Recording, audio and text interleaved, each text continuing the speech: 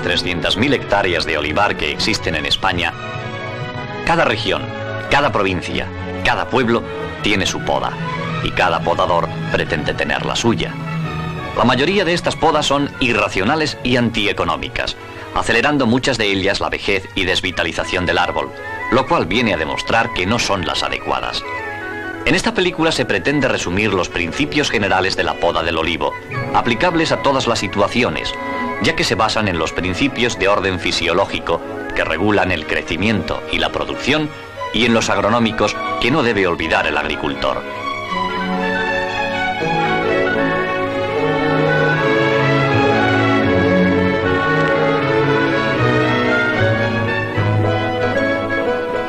El crecimiento del árbol se localiza en diferentes puntos, en las yemas terminales o de madera situadas en las axilas de las hojas.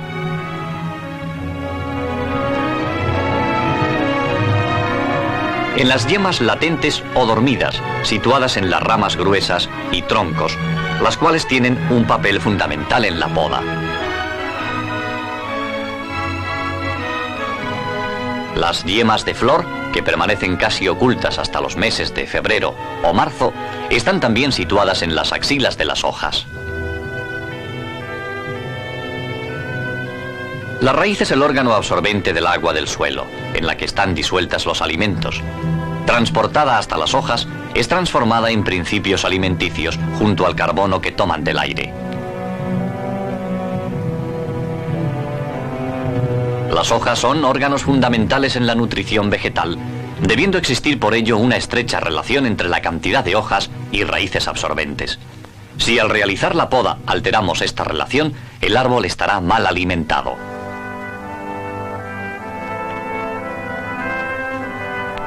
Hay que tener en cuenta, al realizar la poda, la situación del fruto en las distintas partes del olivo. El fruto situado en la parte alta y exterior de la copa es el de mayor tamaño y riqueza en aceite.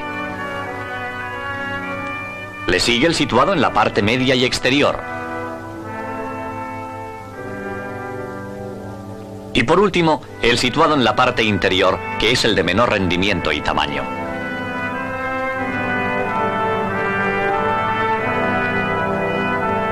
Es necesario equilibrar el crecimiento y la fructificación, pues no solo debemos criar una cosecha, sino preparar la siguiente. Cualquier desequilibrio es causa de producción irregular. Este equilibrio se consigue guardando la debida proporción hoja-madera. Debemos alargar el periodo productivo haciendo una renovación de las ramas viejas por jóvenes. Debemos conservar la productividad en el periodo de vejez, manteniendo sanos los órganos fundamentales, tronco y raíz. Y por último, evitar estas costosas podas.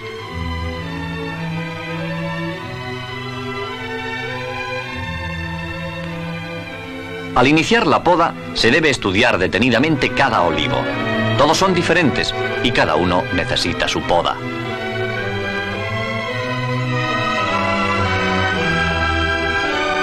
Se inicia esta cortando las ramas gruesas que no sean necesarias, reservando las nuevas brotaciones que más tarde han de reemplazar a las que se vayan eliminando. Se suprimirán las partes muertas y agotadas en los troncos y ramas gruesas. Por último, en el aclareo de la copa, dejar espacios libres por donde penetre la luz.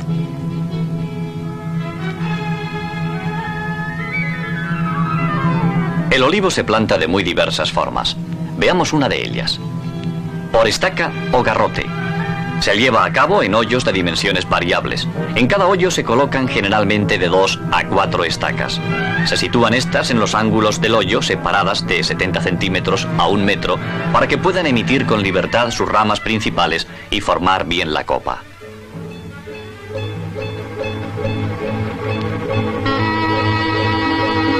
Si no se situaron las estacas a la distancia debida, los pies se estorbarán y buscando la luz se inclinan demasiado.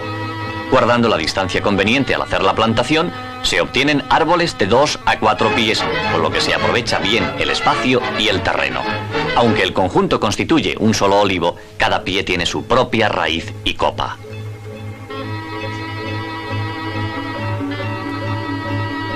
Sea cual fuere el sistema de plantación utilizado, durante los 3 o 4 primeros años no debe llevarse a cabo poda alguna para evitar un desequilibrio hoja-raíz, lo cual provocaría una parada vegetativa.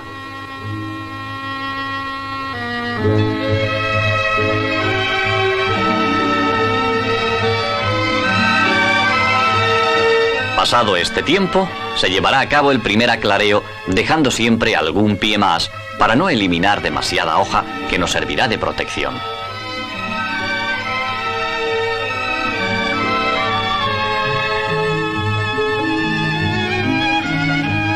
En podas sucesivas no se deben eliminar todas las ramitas que salen de los troncos, pues ejercen la llamada de la savia.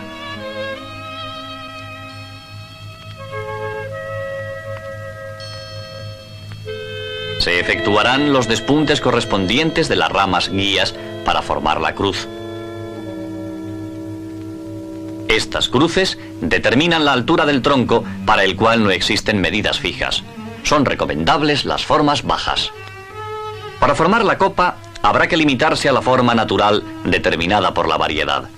El centro se hallará recubierto de ramas secundarias para evitar quemaduras por el sol. Aquí tenemos claros ejemplos de quemaduras en troncos y ramas de olivos jóvenes, por haberles practicado podas severas, con las que se les ha desprovisto de protección.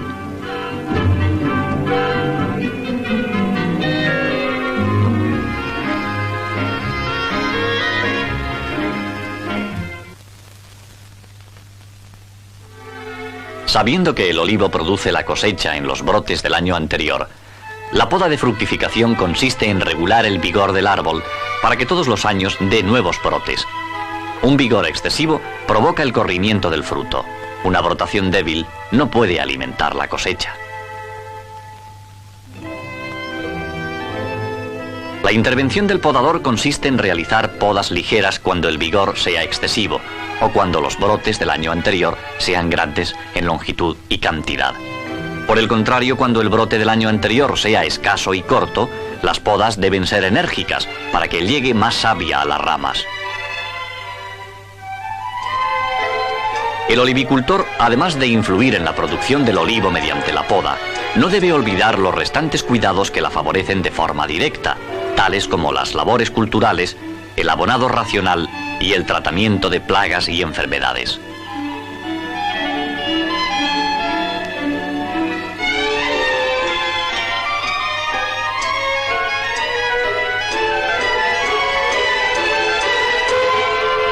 El olivo llega con el tiempo a un estado en que precisa una renovación de las ramas principales que forman su armazón, para ser sustituidas por otras nuevas y vigorosas. Esta renovación, para evitar desequilibrios en el árbol, debe hacerse de forma escalonada en varios años. Tomaremos como ejemplo estos viejos olivos con grandes copas. El esquema de uno de ellos nos muestra la disposición de sus ramas principales.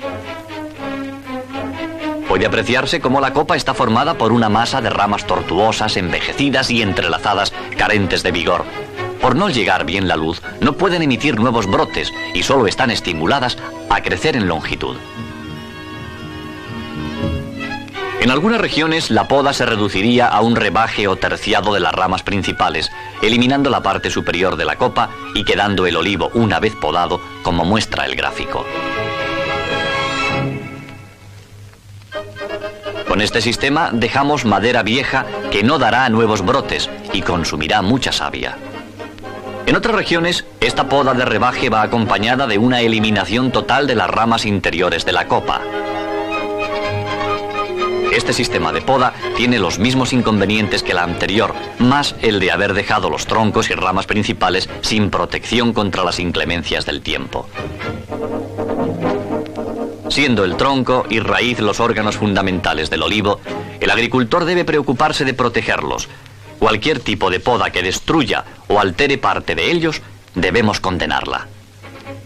Por desgracia, son muchos los olivares que existen sin posibilidades de salvación, por tener los troncos careados, sin corteza, desvitalizados y carentes de reserva alguna.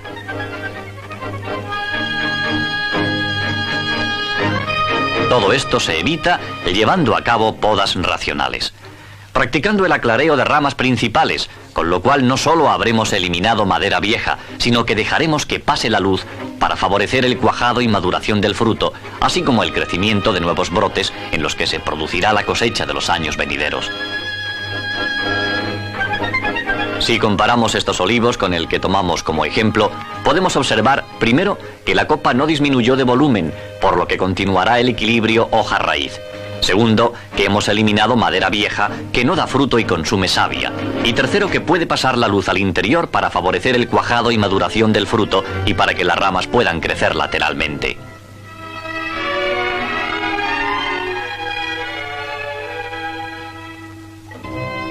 Poda en cabeza. Consiste en una renovación escalonada y total de la parte superior del tronco o cabeza del olivo, donde están insertas las ramas principales que forman la copa.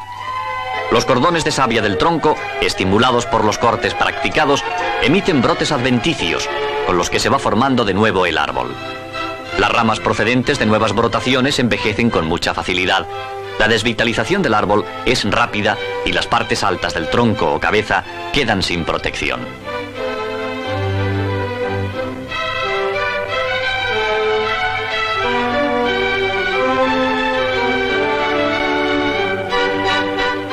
El afrailado es también una renovación total y escalonada de la copa, pero sobre ramas de una edad entre 20 y 25 años. Los brotes no se aclaran hasta pasados 2 años.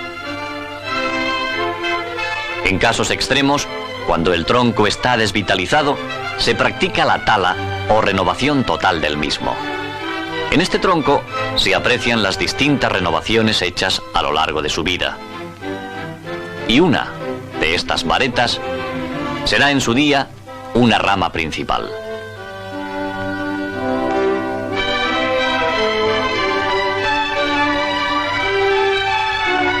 En resumen, realizar una poda racional supone una mayor producción con los mismos gastos, lo que quiere decir más aceituna y mayor riqueza para el agricultor.